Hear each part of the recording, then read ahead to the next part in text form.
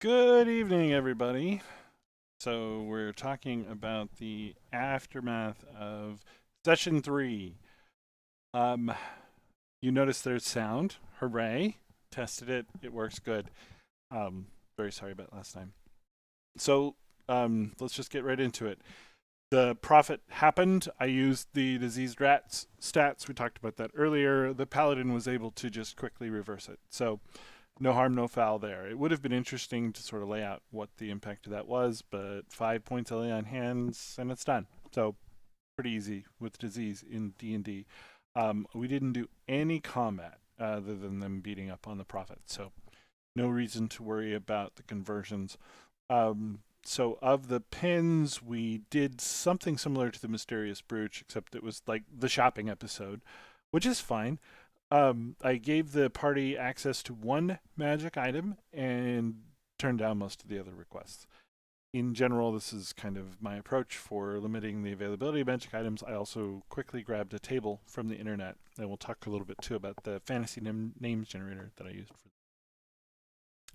But I just wanted to randomly generate the magical weapon that the party had access to, as opposed to, say, giving them exactly what they want, right? Because that's generally not how life works.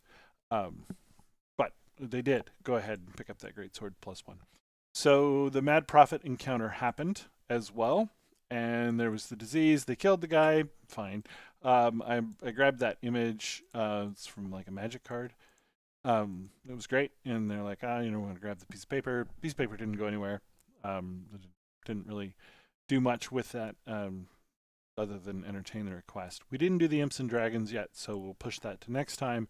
We didn't do the Meet the Mob. We'll push that to next time as well.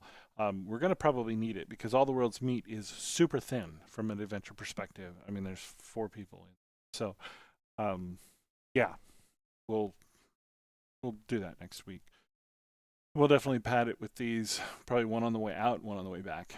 Long Live the Queen went fine. A lot of reading on my part. The Sirenscape soundscape was great.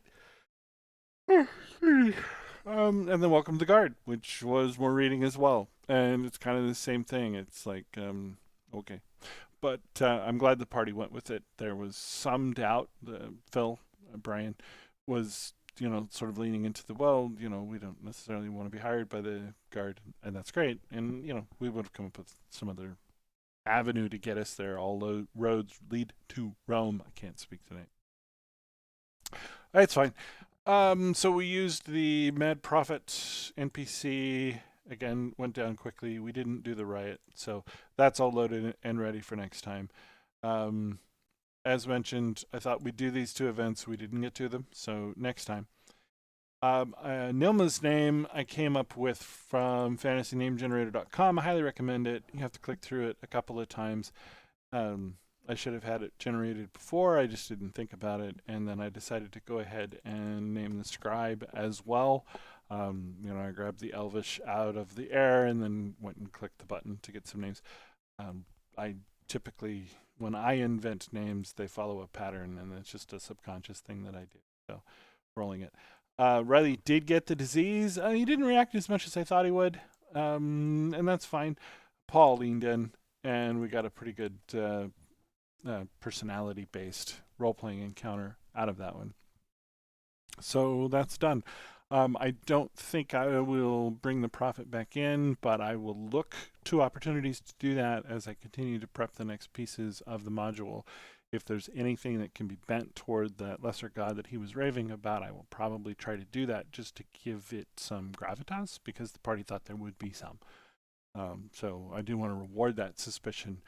Basically, it's like foreshadowing for free. I didn't necessarily intend for that encounter to mean anything other than, weirdness, random, set pieces or what have you with a little bit of risk in the disease. But if they're interested in it and they think it might lead to some further place, then fine. Maybe it does, right? We'll see. Keep an eye out for the opportunity. Like I said, the next adventure piece, the All the Worlds Meets, is going to be a pretty short series of encounters. A little bit of social, probably a little bit of combat.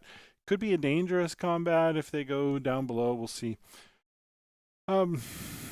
Yeah, this particular adventure wasn't particularly taxing on my part. I had to come up with just a couple of things on the fly. We didn't make a lot of progress. They sold a lot. They have a fair amount of gold. They've got some items. They should be feeling pretty strong, and hopefully we won't go shopping again too soon. But we'll see. Again, these piezo modules have more stuff in them than the 5e does. So, yeah. Anyway, I think that's it for tonight. Pretty straightforward. FantasyNameGenerator.com. The only tip I've got. So we're going to close this down. Nice, short, and sweet this time. See y'all next week. Have a good one.